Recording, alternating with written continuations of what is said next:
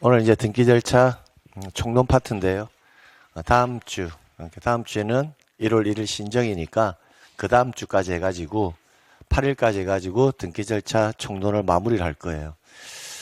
지난 시간에 말씀드렸다시피 우리가 등기법 총설 파트는 실제로는 시험에 출제 가능성은 거의 없어요. 없지만 우리가 등기법을 해 나가는데 비옥한 토양이 된다고 했죠.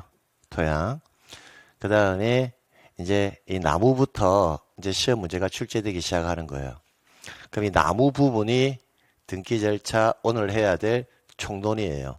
그럼 비옥한 토양이 있어야 나무가 튼튼히 서겠다, 그죠? 그럼 이제 총론 파트에서 의외로 출제가 지금 많이 되고 있다는 거예요. 과거에 토양에서 한 문항 정도가 나오는데 그게 어디에? 총론 쪽에 좀 문제가 집중되어 있다라고 보시면 되고요. 그럼 나무가 튼튼해야 열매가 잘 맺히겠다, 그죠? 그럼 이 열매가 등기 절차 뭐다? 이제 강론 이렇게 보시면 된다고요. 시험 문제는 거의 총론하고 어디에서 이제 강론에서 거의 다 출제된다라고 보시면 돼요. 지난 시험을 기준으로 하면 총론 강론에서 출제가 다 되었다라고 봐주셔도 돼요. 그래서 이제 우리가 한 3주 정도 토양을 정리했잖아요. 이 토양이 굉장히 중요하다라는 거 다시 한번 말씀드리고요. 그럼 토양과 관련해서는 제가 여러분에게 많이 강조했던 게 뭐죠? 이 용어의 정의죠. 용어의 개념. 이 용어의 개념은 너무너무 중요하다. 특히 용어의 개념만 정리가 잘 돼 있어도 우리가 60점은 충분히 받을 수 있다고요. 그래서 토양 부분이 실제 시험에 나오지는 않는다 하더라도 이 내용이 굉장히 중요하다라는 거 다시 한번 말씀드리고요. 자, 그래서 이제 등기 절차 총론은 이제 나무를 잡는 작업을 해보는 거예요. 등기 절차에 관한 이게 뭐라고 되어 있습니까? 전체적인 흐름을 공부하는 부분이 총론이다. 매년 3-4문제 정도가 출제되는 부분인데 그런데 지금은 몇 문제? 토양 부분이 안 나오니까 5문제까지도 출제가 된다라는 거. 12문항에서 한 문항은 일단 킬러형 문항이니까 뭐 풀잖아요. 그죠? 그럼 5문항이면 거의 50%를 차지하고 있잖아요. 자, 그래서 등기 절차 총론의 전체적인 흐름을 공부한다 했으니까 일단 흐름을 잡아보고 체계를 잡아보고 그 안에 이제 어떤 내용들을 하나씩 우리가 암기해 나가야 되는지 그거 한번 살펴볼게요. 우리 등기라는 것은 실체관계의 내용을 등기부라는 공적 장부에 기록하는 과정이잖아요. 그죠? 그럼 X 부동산에 대해서 갑과 을이 소유권 이전을 내용으로 매매 계약을 체결을 합니다. 매매 계약을 체결하면 우리는 갑의 지위를 매도인이라 할 거고요. 을의 지위를 매수인이라고 볼 거예요. 그러면 이러한 실체관계가 만들어지면 항상 등기는 실체관계가 만들어지거나 실체관계의 변동이 발생하면 그에 관한 내용을 어디에다가 등기부에 요약 정리해주는 과정이다라고 생각하시면 된다고요. 그 매도인과 매수인이 계약을 체결했다면 등기를 해야 을이 소유권을 취득하니까 등기소에 가서 등기를 뭐 해야 된다? 신청을 할 거라고요. 그럼 신청을 하게 되면 등기관은 접수를 받을 것이고요. 접수를 하면 해당 등기를 심사하겠다. 그죠? 그럼 심사를 해서 등기 기록을 거부하는 행위, 즉 일정한 하자가 있으므로 등기부에 기록해 줄 수가 없습니다 라고 할 수 있잖아요. 그럼 그때 행하는 절차를 뭐라 한다? 각하라고 하는 거예요. 그러면 각하가 되지 않으면 등기는 수리가 될 것이고요. 그럼 수리가 되면 최종적으로 등기부의 등기가 기록이 되고 등기한에게 부여된 전자서명을 함으로써 등기는 뭐가 된다? 완료된다라고 보거든요. 자, 기본적으로 등기부의 구성은 어떻게 구성된다? 표제부와 표제부. 이거 아주 단순한 거지만 꼭 암기해야 될 부분들입니다. 표제부와 뭐와? 갑구와 그 다음에 뭐로? 을구 이렇게 구성이 된다라고 말씀드렸고요. 표제부에 기록되는 사항은 뭐가 기록됩니까? 부동산의 표시가 기록된다고 했죠. 갑구에는 뭐에 관한 사항? 소유권에 관한 사항, 일구에는 소유권 외의 권리에 관한 사항이 이제 이렇게 기록이 될 거예요.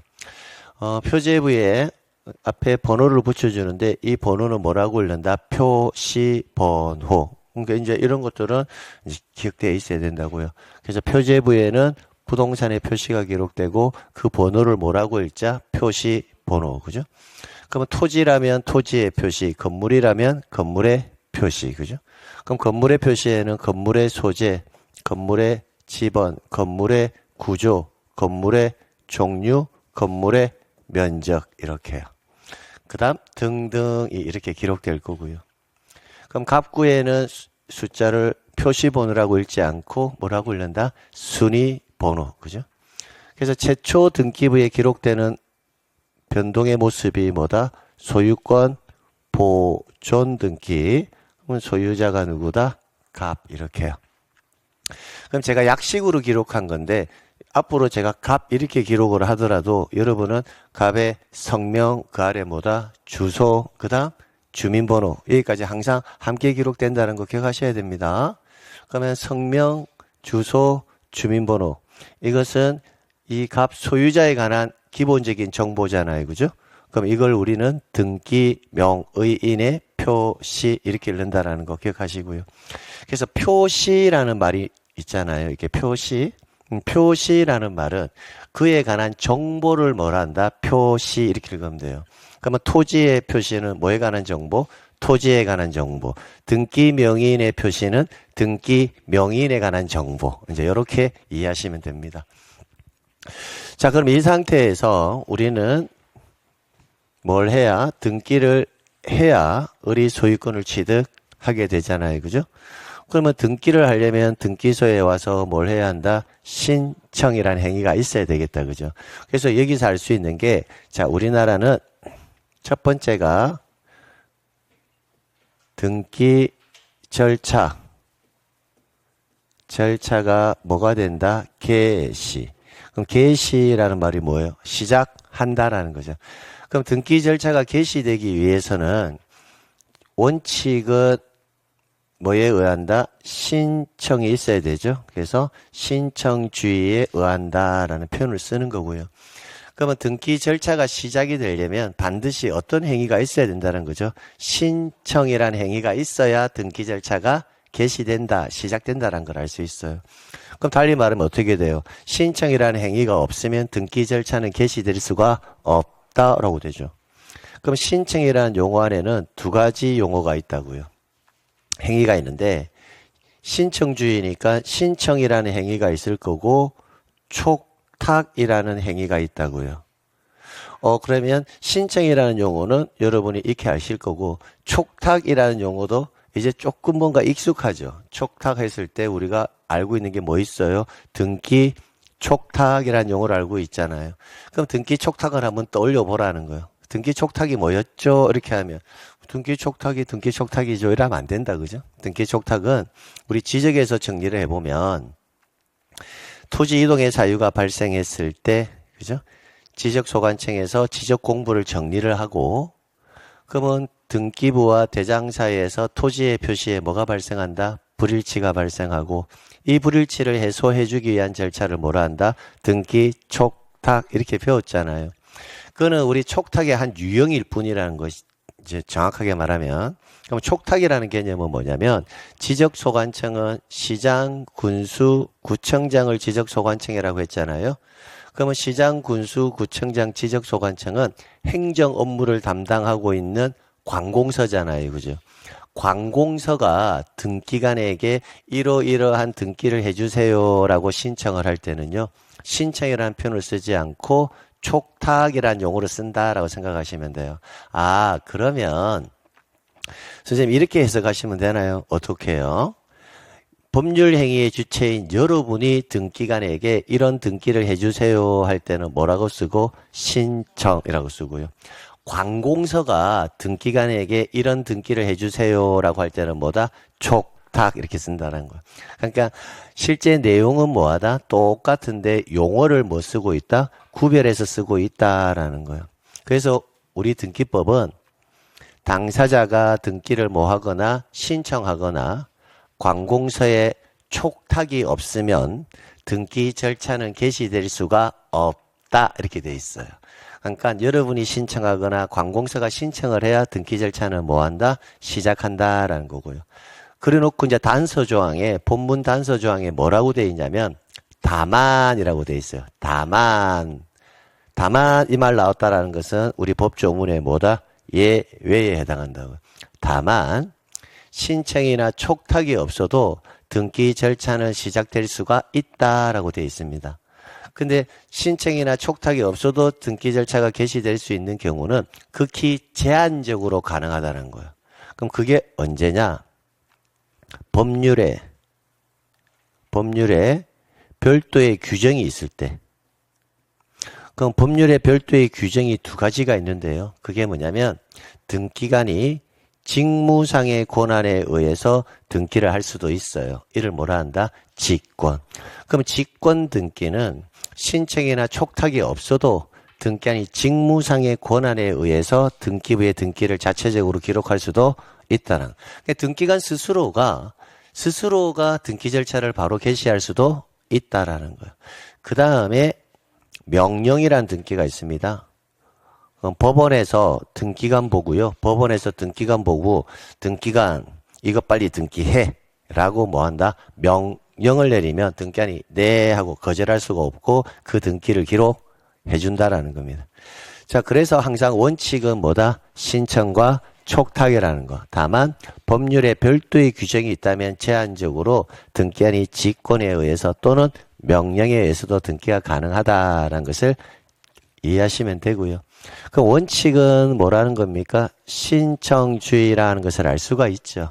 이제 밑쪽으로 오면 그럼 이제 두 번째는 그럼 신청이란 행위가 있어야 등기 절차가 개시된다라고 했으니까 갑하고 을은 등기를 신청할 수 있는 능력은 있어야 되잖아요. 신청이 있어야 개시가 되니까 그럼 갑과 을은 신청 능력을 갖추었느냐 갖추지 못했느냐 그럼 신청 능력과 관련해서 한번 정리를 해봐야 될 거고요. 그러면 여기서는 갑과 을은 등기를 뭐 할 수 있다? 신청할 수 있죠. 달리 말하면 신청 능력을 갖추었다 이렇게 보시면 된다고요. 그러면 여러분은 신청 능력을 뭐 했다? 갖추었다라는 거예요. 그러면 신청 능력은 뭘 기준으로 판단하면 되냐면요. 등기 신청 행위라는 것은 등기관에게 일련의 행위를 요구하는 행위거든요. 이런 등기를 해주세요라는 거잖아요. 그럼 이런 등기를 해주세요라는 것은 등기를 신청하는 사람이 자신의 의사를 등기관에게 뭐하고 있다? 전달하고 있다는 것을 알 수 있죠. 그러니까 신청 능력을 갖추었느냐, 신청 능력을 갖추지 못했느냐의 문제는 의사 능력이 있느냐, 의사 능력이 없느냐, 그걸 기준으로 하는 거예요. 그럼 여러분은 의사 능력이 있습니까? 예, 그럼 신청 능력을 갖추었다라고 보는 거예요, 기본적으로. 그럼 여러분이 집에서 강아지 키우잖아요, 그죠? 강아지는 등기관에게 이런 등기를 해주세요라는 신청 능력을 갖출까요? 못 갖추죠. 그럼 신청 능력을 갖추지 못했다라고 하는 거예요. 자, 그럼 이렇게 신청 능력을 갖추면, 그러면 최종적으로는 이렇게 해서 소유권 뭐다? 이전, 원인은 뭐다? 매매, 소유자는 을, 이렇게 기록될 거잖아요. 그러면 갑하고 을, 갑이라는 사람과 을이라는 사람은 등기부에 기록이 될 수 있는 사람들이죠. 그 말은 갑은 권리를 을 앞으로 등기가 되면 갑은 권리를 잃고 을은 권리를 얻고 그러면 권리를 잃고 권리를 얻고 이런 현상이 발생하려면 일단 등기부에 기록은 되어야 되죠. 그러면 등기부에 갑과 을이라는 사람은 기록될 수 있는지 기록될 수 없는지 그럼 등기부에 기록될 수 있는 자도 있고 등기부에 기록이 될 수 없는 자도 있어요. 그럼 등기부에 기록될 수 있는 자, 등기부에 기록될 수 없는 자 그걸 우리는 뭐라고 부르느냐면 등기 신청 적격이라는 표현을 쓴다고요. 그 위의 용어하고 아래 용어는 글자도 다르지만 개념이 다르죠.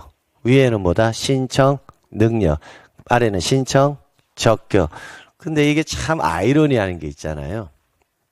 시험 문제를 내보면 출제인이 신청 능력을 물어보는 건지 신청 적격을 물어보는 건지를 알아야 되는데 출제인이 물어볼 때는 신청 적격을 물어봤는데 여러분 머릿속에는 신청 능력이라는 단어가 떠올라서 그 개념으로 접근하면 문제가 틀릴 수밖에 없죠. 출제인이 물어본 거는 신청 능력을 물어봤는데 여러분은 뭘 생각한다? 신청 적격을 생각할 수도 있잖아요.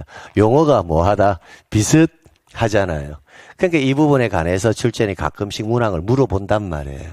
왜? 수험생들이 용어의 개념을 정확하게 정리 안 한다라는 걸 알고 있거든요.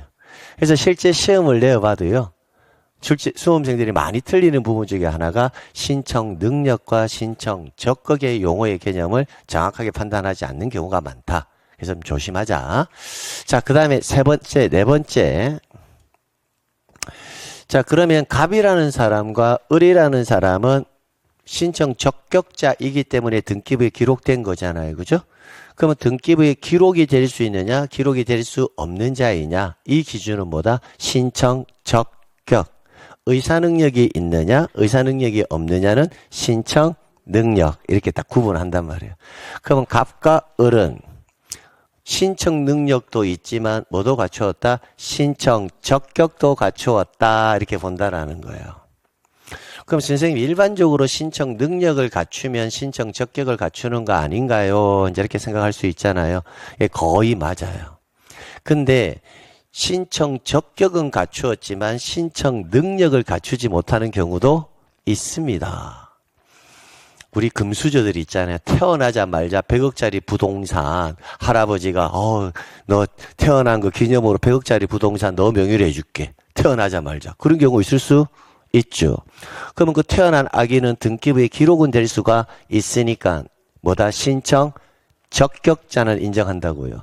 근데 금방 태어난 아기가 등기한테 가서 천상천하 유아독존하면서 등기가 태어나자마자 나 소유권 이전 등기해줘. 우리 할아버지가 이 땅 나한테 줬어. 이런 거는 가능해요? 불가능해요? 불가능하죠. 그러면 금방 태어난 아기, 금방 출생한 아기는 등기부에 기록은 될 수 있으니까 신청 뭐는 갖추었다? 적격은 갖추었지만 신청 능력은 갖추지 못했다라고 보는 거예요. 그러니까 그 기준을 정확하게 세울 필요가 있다는 것을 말씀드리는 겁니다. 그럼 선생님, 금방 태어난 아기는 등기부에 기록될 수 있는 건 알겠는데 신청 능력이 없다면 신청이라는 행위가 있어야 하는데 등기부에 기록될 건데 태어난 아기는 신청 능력이 없으면 신청 자체를 못하니까 어떻게 등기부에 기록됩니까? 라고 생각을 할 수도 있잖아요. 그때는 신청을 누가 한다? 대리인이 대신 신청 행위를 해준단 말이에요. 되겠죠? 자, 그럼 그렇게 해서 등기부에 이렇게 기록이 돼요. 그럼 기록이 되면 기록상 보면 을은 권리를 얻었어요. 이제 잃었어요. 얻었죠. 갑은 권리를 잃었죠. 그러면 등기의 기록 형식상 권리를 잃는 자도 있고 권리를 뭐다? 얻는 자도 있는데 권리를 잃는 자를 뭐라고 하냐면 의무자라는 표현을 쓰고요.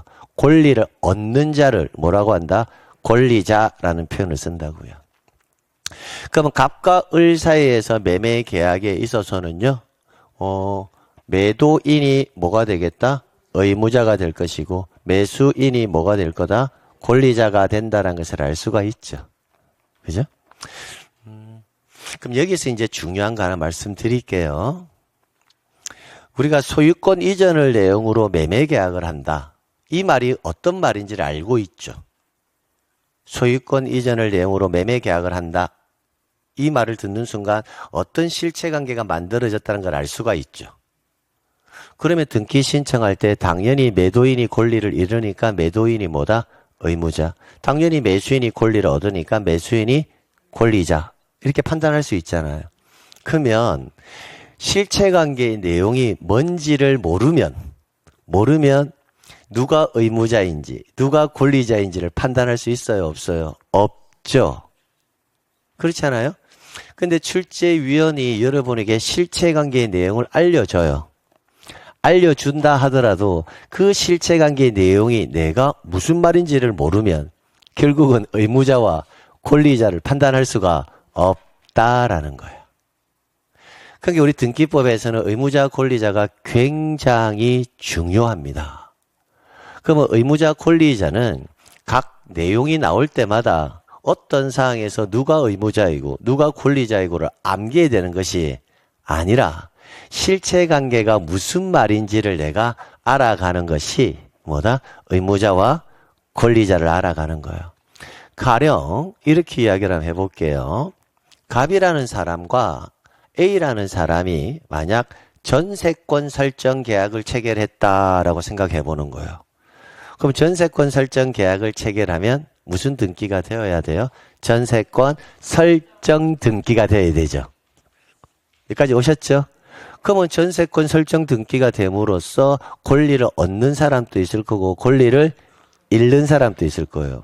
그럼 여기에서 설정 등기가 어떤 등기인지를 뭐 한다? 내가 알고 있어야 누가 권리를 잃는지 누가 권리를 얻는지를 판단할 수 있죠. 그렇죠? 그러면 지금 설정 등기가 어떤 등기인지를 머릿속에 나는 알고 있어 라는 사람은요. 의무자와 권리자가 바로 판단되어 버려요. 근데 설정 등기가 무슨 등기인지를 몰라. 그러면 누가 의무자인지 누가 권리자인지를 판단할 수가 없죠. 그럼 이제 후자의 경우에 무슨 내용인지를 모르니까 의무자 권리자를 판단할 수가 없다. 그럼 여기에서 이제 등기법의 공부의 방향성이 결정되는 거예요. 없다 이라면 일부 사람들, 대부분 대한민국의 90%의 수험생은요. 그냥 무슨 말인지 몰라도 그냥 설정자가 의무자, 권자가 권리자.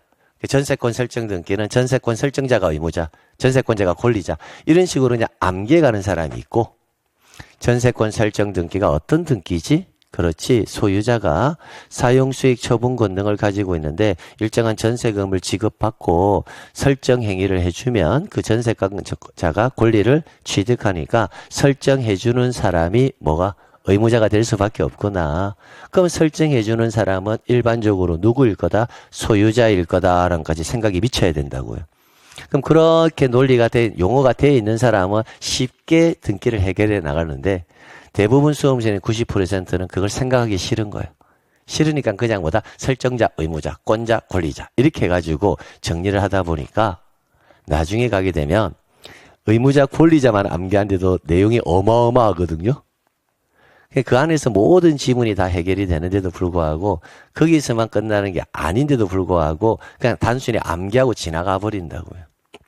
그래서 항상 말씀을 드리면 실체관계가 딱 주어지면 이 실체관계의 내용이 뭔지를 알아야 등기부에 요약 정리할 수가 있다라는 걸 명심해라는 거예요. 나올 때마다 그냥 암기하지 마시고.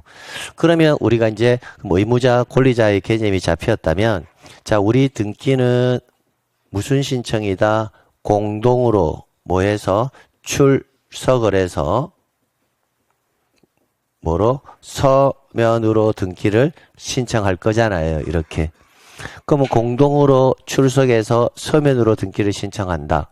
그럼 이 내용이 나온 이유가 뭐다? 형식적 심사주의 때문이다. 또 이렇게 연결이 되잖아요. 그 우리나라는 형식적 심사주의니까 허위 등기의 위험성이 굉장히 뭐다? 크다. 그죠? 그러니까 절차상에서 심사를 하는 우리 부동산 등기법 법제화에서는 그러면 가능한 절차상에서 허위 등기의 위험성은 뭐한다?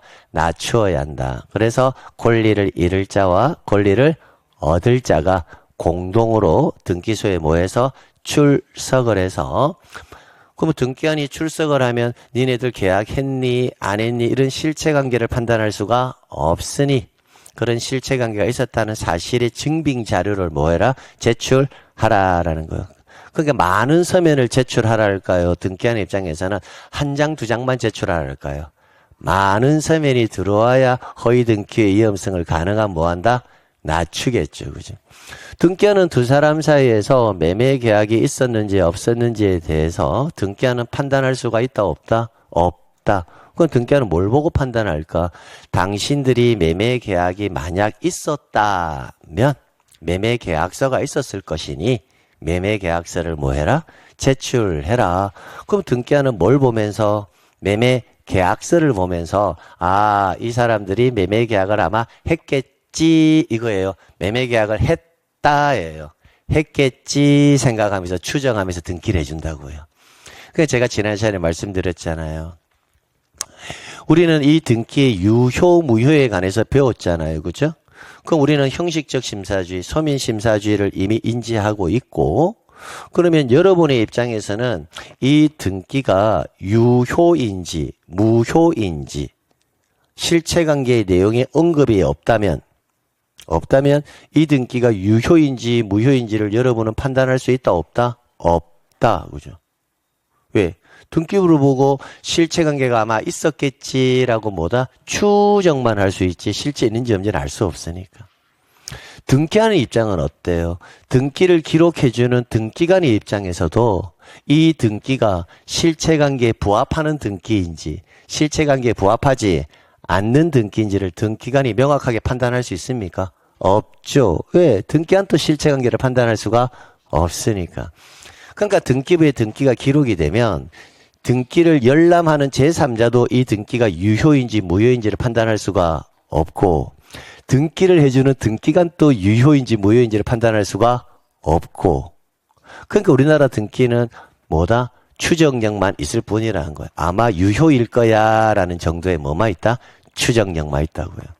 그러면 이 등기가 실체관계에 부합하는 등기이다 아니다 라는 개념은 이 온 우주를 통틀어서 딱 두 사람만 알아요. 누구?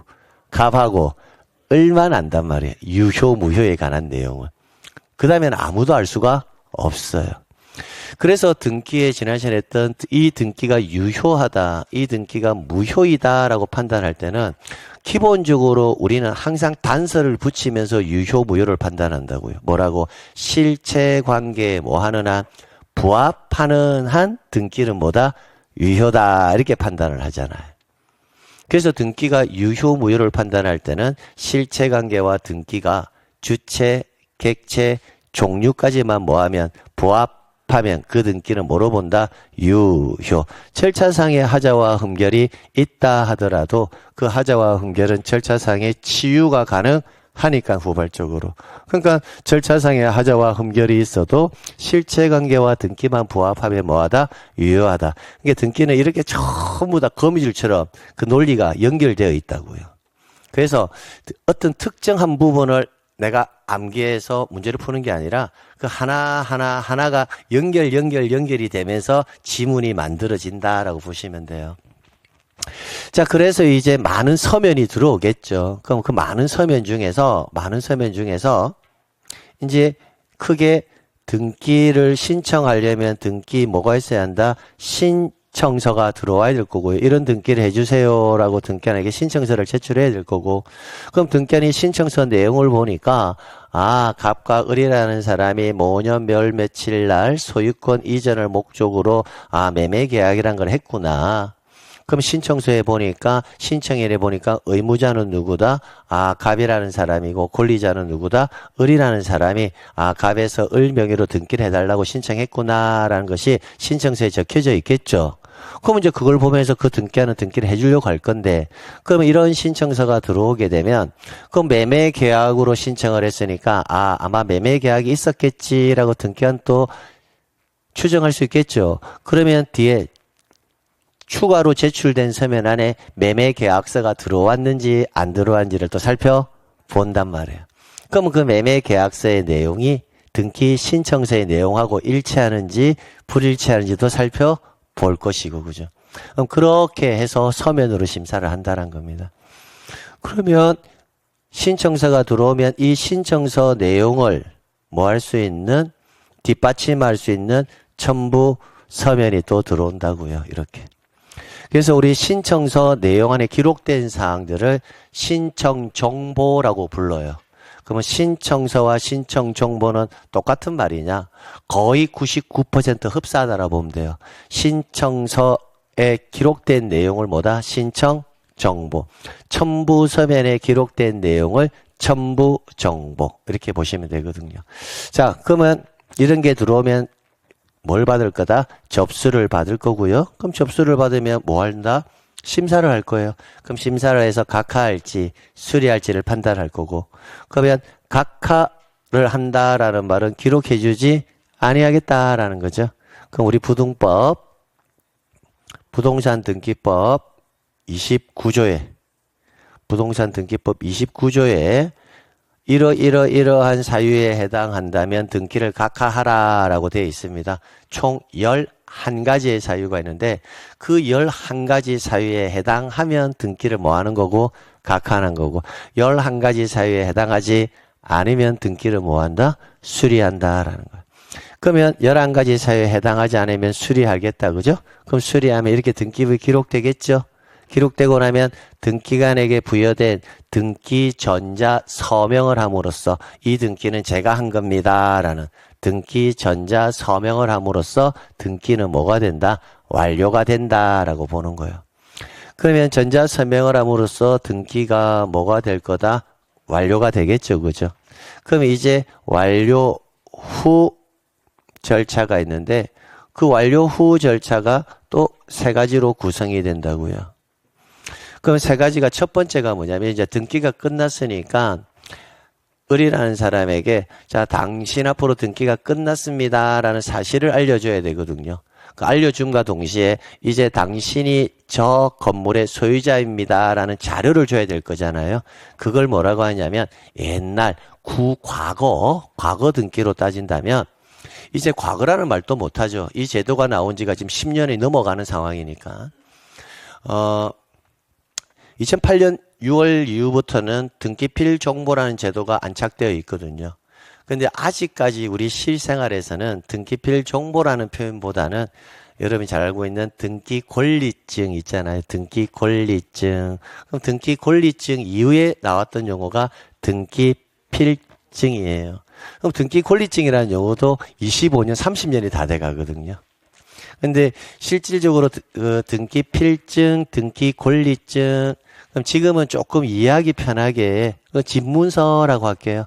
그 집문서라는 어떤 표현을 과거에는 등기 권리증, 등기 필증 이렇게 읽었는데 지금은 뭐라고 읽는다? 등기필 정보 이렇게 읽어요. 등기필 정보. 그래서 등기가 끝나고 나면 등기필 정보를 뭐 해준다? 통지를 해준다고요. 그럼 이 등기필 정보를 금방 제가 뭐라고 읽자죠? 지금 이해 편의상 집문서라고 읽자고 했잖아요. 근데 실제 등기필 정보는 소유권이라는 권리를 취득했을 때만 통지해 주는 것은 아니에요. 만약에 누군가 전세권을 취득할 수도 있잖아요. 그럼 전세권을 취득하면 전세권에 관한 등기필 정보를 통지해 주는 거고요. 근데 우리가 일반적으로 대부분 우리가 태어나서 죽을 때까지 등기라는 절차 행위 안에 여러분이 지상권을 한다, 전세권을 한다, 뭐 그런 건 없잖아요. 그리고 또 여러분이 저당권 등기는 설정자는 될 수 있지만 저당권자의 역할을 하는 경우는 거의 없죠. 안 그런가요? 은행에 가서 돈을 뭐한다? 빌리는 입장이니까 담보를 뭐하다? 제공하는, 설정해주는 역할을 많이 하지 내가 친구에게 돈을 빌려줘가지고 저당권자가 되는 경우는 거의 없다라고 봐야 되죠. 그러니까 등기필 정보라는 개념을 대부분 수험생들은 뭐다? 그냥 소유권을 취득하는 경우는 많잖아요. 그러니까 등기필 정보가 소유권을 취득할 때만 통지되는 거구나라고 판단하는 사람들이 많더라고요. 근데 소유권뿐만 아니라 소유권 외의 권리를 취득해도 등기필 정보는 통지가 된다라는 거 기억해 두시고요. 그러면 이 상태에서의 등기필 정보는 누구한테 줄까요? 매수인 누구에게? 을에게. 그러니까 등기가 완료가 되면 누구에게? 등기 권리자에게입니까? 등기 의무자에게입니까? 등기 권리자에게 등기필 정보를 통지한다. 이렇게 보는 거예요. 됐죠? 예. 잠시 후에 설명드리겠지만 여기서 개념 잡고 갑니다. 그러니까 이걸 실생활처럼 생각을 하면 이해하기가 굉장히 좀 빠르거든요. 여러분의 을의 입장에서 한번 서보세요. 이거 집중하셔야 돼요. 작년에도 시험 문제 나왔고요. 35회 시험에 나왔고 올해도 이 부분에 대해서 신설된 법 조문이 있거든요. 그러니까 등기필 정보는 올해도 제 예상이 틀리지 않으면 반드시 나와요. 그래서 여기서 그 개념을 지금 잡아 드릴 테니까 한 번 정도 논리적으로 판단을 꼭 하세요. 여러분이 지금부터 을의 입장에서 서보는 거예요. 그러면 여러분은 등기필 정보를 통지받겠죠. 그죠? 그럼 등기필 정보를 우리는 흔히 뭐라고 하자? 집문서라고 일단 생각합시다. 통지받았어요. 그럼 이제 여러분이 또 병에게 소유권을 넘길 수도 있을 거잖아요. 그럼 나중에 병 앞으로 등기가 되면 이제 누가 병이 등기필 정보를 통지받겠다. 그죠? 여기까지 이제 아무 문제 없고. 자, 그러면 이 상태에서 여러분이 을인데, 여러분이 만약에 상용이에게 이 X 부동산을 판다, 즉 매매한다, 처분행위를 한다라고 가정을 해봐요. 할 수 있죠. 예. 그러면 등기 신청을 하러 갈 때 의무자는 누가 돼요? 수험생 여러분이잖아요. 여러분이 생각할 때 나 이러면 되잖아요. 내가 의무자구나. 그 다음에 권리자는 누구다? 상용이구나. 할 수 있죠. 그럼 등기 신청하러 갈 때 신청서 작성해야 되잖아요. 그럼 이 신청서에 내가 등기필 정보를 가지고 있는 사람입니다 라는 것을 입증을 해야 되거든요. 이때 등기 신청서에 내가 등기필 정보를 현재 가지고 있는 사람, 즉 이 X 부동산의 진정한 소유자, 즉 X 부동산을 처분할 수 있는 권한을 가진 사람입니다 라고 등기관에게 입증을 해줘야 될 때 그때 내는 게 뭐다? 등기필 정보거든요. 그럼 등기 신청을 할 때 등기필 정보를 제출을 해야 될 건데 제출이라는 표현을 쓰지 않고 우리는 제공이라는 표현을 쓰거든요. 그럼 등기필 정보를 제공을 할 때는요. 의무자 걸 제공할까요? 권리자 걸 제공할까요? 논리적으로 따져보세요. 의무자 맞습니까? 등기 신청할 때 상용인은 등기필 정보를 가지고 있지도 않거든요. 그러니까 등기를 신청할 때는 등기필 정보는 항상 누구 거? 의무자 것을 제공하는 거고요. 등기가 완료가 되고 나면 누구에게? 권리자에게 등기필 정보를 뭐 해준다? 통지해준다. 이 개념이라는 거예요. 자, 그러면 똑같은 등기필 정보라는 말이 2번 나왔는데 그러면 우리가 시험장에 갔을 때 문제를 풀어낼 때는 이게 등기를 신청하는 과정상에서의 등기필 정보를 물어보는 것인지 등기가 뭐가 되었다? 완료된 이후에 등기필 정보를 물어보는 것인지를 설문에서 판단을 해야 되거든요. 근데 출제위원은 이거는 등기를 신청할 때입니다. 또는 등기가 완료된 상태입니다. 이 표현을 설문 안에 넣어주면 아무 문제가 없는데 설문 안에 넣어주지 않는 경우가 대다수예요. 그러면 뭐로 판단해야 되느냐? 앞에 뒤에 마지막 서술어가 뭐라고 되어 있다? 통지. 통지라는 글자로 끝났을 때는 뭐다? 등기가 완료된 이후의 내용을 물어보는 거구나 라고 생각해야 되고 그럼 통지라는 글자가 나왔을 때는 기본적으로 항상 누구에게? 권리자에게 통지 이렇게 돼야 되고 그죠? 근데 신청할 때는 등기필 정보가 나오면 권리자에게입니까? 의무자의라고 나와야 돼요. 의무자의 등기필 정보를 통지한다. 이 말은 있을 수가 없다고요. 등기 의무자의 등기필 정보를 제공한다. 이런 표현을 쓴다고요. 그러면 제공이라는 표현과 뭐다? 통지라는 표현을 가지고 제공이라는 글자가 나왔을 때는 등기를 뭐 할 때? 신청할 때. 통지라는 글자가 나오면 등기가 완료된 이후의 상황을 이야기하는 거구나라는 것을 하나를 꼭 기억해야 된다고요. 그게 올해 시험 문제 정답으로 나왔다고요. 그럼 우리가 신청할 때는 등기필 정보를 제공한다고 했죠. 누구 거? 의무자 거. 근데 이제 의무자 걸 제공하는 경우의 수가 모든 상황에 대해서 의무자 걸 제공하는 것은 아니고요. 법으로 정해져 있습니다. 공동으로 신청할 때 의무자 거 제공한다. 단독으로 갈 때는 의무자 거 제공하지 않는다. 그러면 여기서 이제 뭐를 암기해야 된다. 등기필 정보를 제공할 겁니까? 안 할 겁니까? 물어보면 등기를 뭐 할 때다? 신청할 때고 무슨 신청일 때? 공동 신청일 때 의무자 거 제공한다. 단독으로 갈 때 제공하지 않는다. 그럼 설문을 보고 공동인지 단독인지를 알 수 있어야 그 문제가 해결된다. 이런 또 결론이 나오네요. 그쵸? 예. 그래서 우리가 등기 신청은 공동으로 갈 건지 또는 뭐다? 단독으로 갈 건지 또는 제3자가 신청할 건지 이런 내용들도 하나씩 또 배워야 된다라는 거예요. 참고로 올해 시험 문제 정답을 알려드리면 우리 등기필 정보는 공동신청일 때는 의무자 거 제공하고요. 단독일 때는 제공하지 않습니다. 단 예외가 있습니다. 승소한 등기 의무자가 단독으로 갈 때는 제공한다 이렇게 되어 있거든요. 올해 시험 문제가 단독일 때는 원래 제공하지 않는데 승소한 의무자가 단독으로 갈 때는 제공한다 그거거든요.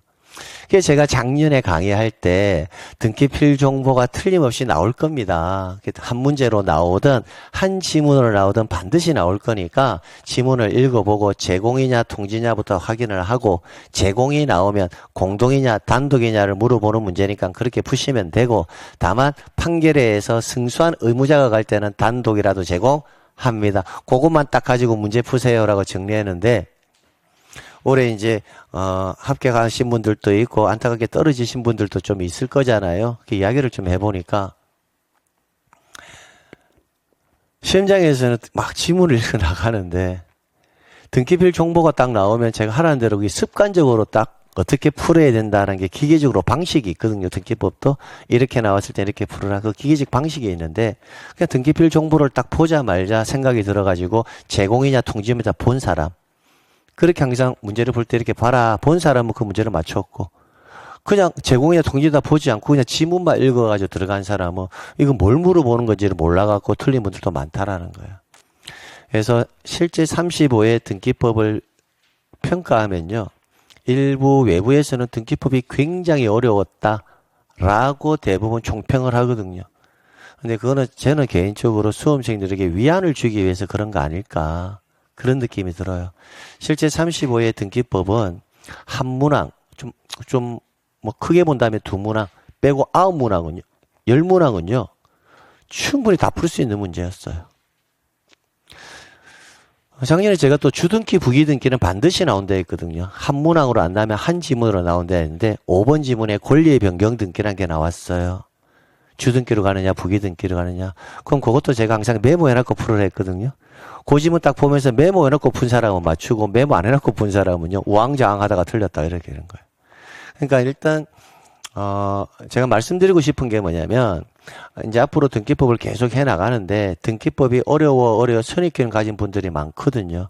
근데 첫 번째 등기법은 다시 말씀드리지만 전체의 흐름을 잡는 개념에 있어서 용어의 개념이라든지 용어의 개념 정확하게 잡히시고요. 제가 수업 시간에 이 문제 유형이 나오면 항상 이 부분은 메모해서 이렇게 푸세요. 적어놓고 푸세요라고 하거든요. 그럼 적는 습관을 들이면 등기법은 8개, 9개는 무난하게 갈 수가 있어요. 근데 대부분 수험생들이 문제를 풀 때 적는 것을 귀찮아해요. 또 적고 싶어도 암기가 안 됐으면 못 적죠. 예, 그러니까 항상 적는 습관을 꼭 들여야 돼요. 그게 등기든 지적이든 이렇게. 자, 그럼 이제 여기까지는 왔고요. 그럼 이제 두 번째.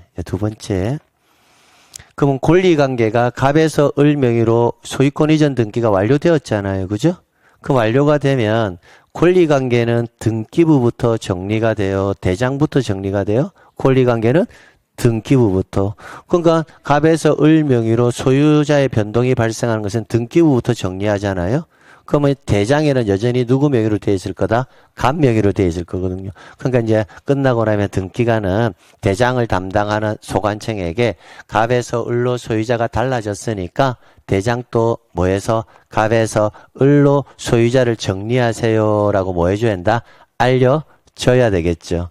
그걸 대장 소관청에 대장을 담당하고 있는 어디에 소관청에게 등기가 뭐가 되었다? 갑에서 을로 완료되었다라고 뭐 해준다? 통지를 또 해준다고요. 그럼 대장 소관청에서 통지를 받겠죠. 받아서 소유자를 갑에서 뭐다? 을로 정리를 할 것이고요. 마지막으로 이제 세금 문제가 발생하죠. 세금 문제가. 그러니까 관할 세무서장에게 과세 자료를 최종적으로 뭐 해준다? 송부해줌으로써 등기 절차가 끝나는 거예요. 자, 그럼 여기서 이제 전체적인 흐름을 살폈잖아요. 그죠? 자, 그러면 잘 보세요. 강론의 개념을 말씀드려 볼게. 강론. 우리가 이번 파트에서는 강론 제가 안 하고 총론까지만 한다 했죠. 총론이 왜 중요한지를 말씀드릴게요. 그러면 이 실체관계를 기준으로 한다면, 잘 보세요. 이 실체관계를 기준으로 한다면 이 실체관계는 뭐에 의해서 절차가 개시될 거다? 신청에 의해서 개시될 거다. 지문 하나 만들어졌죠. 그 다음에 그럼 공동으로 갈 거냐 단독으로 갈 거냐를 판단해야 되죠. 그럼 소유권 이전을 내용으로 매매 계약을 했다면 갑이 뭐다? 의무자, 을이 권리자. 그러면 혼자 와서 등기해야 될까? 함께 와야 될까? 함께. 그러니까 권리를 잃을 자와 얻을 자가 당연히 함께 와야 한다는 거예요. 허위 등기의 위험성을 뭐하기 위해서? 낮추기 위해서. 그럼 이때 매도인을 의무자라고 하고 매수인을 뭐로 하여? 권리자라 하여 무슨 신청? 공동으로 신청한다. 이제 이런 지문이 만들어지는 거예요. 근데 매도인이 등기 신청 절차에 협력을 해주지 않을 수도 있잖아요. 매도인 돈 잔금 다 받고 나 몰라. 안 할 수도 있잖아요. 안 한다면 우리나라는 자력구제라는 게 통하지 않기 때문에 멱살을 비틀어서 데리고 갈 수는 없어요. 없기 때문에 법이 정하고 있는 절차, 을은 매도인 갑을 상대로 소유권 이전 등기 청구 소송을 제기해서 판결을 받아서 을이 뭐다? 판결문을 첨부해서 단독으로 갈 수도 있다. 이렇게 지문이 만들어지는 거고요. 그 다음 대리인이 등기 신청할 수도 있겠죠. 변호사 누가? 법무사가. 그 다음 서면을 제출해야 할 때 이 신청서는 소유권 이전 등기 신청서겠죠. 그러면 소유권 이전 등기 신청서에는 뭐가 기록되는지가 학습해야 될 거고. 그러면 소유권 이전 등기 신청서가 들어오면 어떤 첨부 서면이 들어가느냐 이거 확인해야 될 것이고. 그죠? 그 다음에 출석할 건지 안 할 건지 확인해야 될 거고. 그럼 등기한이 접수 받을 거고. 또 접수 파트에서 올해 신설된 법조문이 하나가 있습니다. 뭐 크게 변한 건 아니지만. 그럼 접수를 받으면 등기한이 뭐 할 거고? 심사를 할 거고. 그럼 수리할지 각하할지를 판단할 것이고. 그 다음에 최종적으로 기록할 것이고. 이런 절차가 마무리될 것이고. 그렇게 되죠. 그럼 이제 반대로 만약 이 사안이 매매가 아니라 상속일 수도 있잖아요. 원인이. 그러면 상속을 원인으로 하는 무슨 등기? 소유권 이전 등기다. 이렇게 했을 때는. 그죠? 신청으로 갈 거냐, 촉탁으로 갈 거냐, 직권으로 갈 거냐, 명령으로 갈 거냐. 당연히 뭐다? 신청. 이렇게 될 거고. 그럼 상속을 원인으로 하는 소유권 이전 등기는 공독이다, 단독이다? 단독. 이렇게 갈 거고. 그럼 신청서를 작성하더라도 상속을 원인으로 하는 소유권 이전 등기 신청서를 작성해야 될 것이고. 그에 대한 첨부서면 또 매매에 의한 소유권 등기 첨부서면과 상속을 원인이라는 소유권 등기 첨부서면은 뭐하다? 거의 소유권 이전 등기니까 흡사하겠지만 뭐다? 다른 내용도 있을 수가 있겠네요. 그러면 매매일 때는 매매 계약서가 들어가겠지만 상속일 때는 피상속인 아버지가 뭐 했다라는 거 사망했다는 증명서면이 원인서면이 될 수도 있겠네요. 이렇게 미세하게나마 실체관계의 내용에 따라서 절차관계가 뭐다? 미세하게 변화가 발생한다라는 거예요. 그럼 만약 갑과 을이 저당권 설정 계약을 원인으로 저당권 설정 등기를 하고자 한다. 이렇게 될 수도 있잖아요. 그죠? 그럼 저당권 설정을 내용으로 설정 계약을 체결했다. 이렇게 나오면 이때는 역시 뭐다? 신청일 거고. 그럼 공동이다, 단독이다? 공동으로. 그럼 이때는 의무자가 누구다? 저당권 설정자가 의무자가 되고 저당권자가 권리자가 되어 공동으로 신청할 것이고. 그러면 서면이 들어온다면 신청서는 무슨 신청서? 저당권 설정 등기 신청서가 들어올 거고. 그럼 저당권 설정 등기 신청서에 또 기록 내용이 뭔지를 살펴봐야 되고. 그럼 거의 흡사하겠지만 저당권은 반드시 피담보 채권액이 존재해야 되니까 채권액은 신청서에 반드시 기록돼야 될 거고. 그러면 제출되는 첨부서면은 저당권 설정 계약에 맞는 설정 등기에 관한 첨부서면이 들어올 것이고. 그러니까 결국은 신청 단계에서 절차 관계적 내용이 다 끝난다라는 거예요. 그러니까 실체 관계의 내용이 무언지를 알아야 내가 어떻게 절차를 진행할지를 판단할 수가 있는데 실체 관계의 내용을 모르는 상태에서는 절차 관계의 내용을 진행할 수가 없잖아요. 그죠?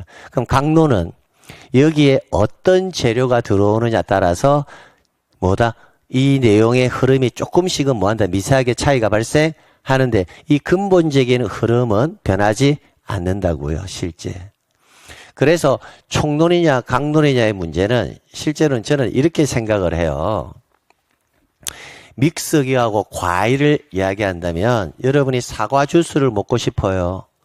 그러면 최종적으로 나오는 결론값이 뭐다? 사과 주스가 나올 거거든요. 그럼 사과 주스가 나오려면 재료를 뭘 넣어야 돼요? 사과를 넣어야 되죠. 그럼 사과만 넣었을 때 사과를 어디에 넣어요? 믹서기에 넣어야 되잖아요. 믹서기에. 그럼 이 믹서기의 역할을 하는 하드웨어의 역할을 하는 게 뭐다? 총론이라고요. 소프트웨어, 재료 역할을 하는 게 뭐다? 강론이라고요.